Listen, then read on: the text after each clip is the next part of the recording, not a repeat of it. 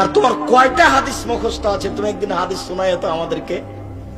ফেসবুকে দুটা কথা লিখে দিলেই বেটা তুমি শিক্ষিত মানুষ। তুমি যে ওইভাবে কলম ধরেছো, তুমি আমাকে জানো, চিনো, তুমি আমার আকীদা তুমি আমাকে সরাসরি জিজ্ঞাসা করেছো। তুমি যে দুটা কথা লিখে দিলে আমার ব্যাপারে, তুমি আমাকে সরাসরি কোনোদিন জিজ্ঞাসা করেছো?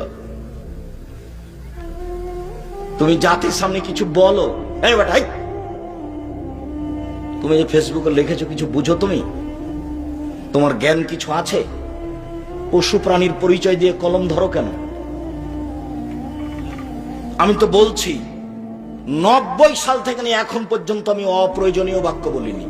তুমি বলো দেখি, তার তোমার কয়টা হাদিস মুখস্থ আছে? তুমি একদিন হাদিস শোনায় তো আমাদেরকে। এই ছেলে, তুমি যে ফেসবুকে লিখেছো, তুমি একদিন আমাদের বক্তব্য শোনায় তো। 40টা হাদিস শোনায় তুমি এক বক্তব্যে।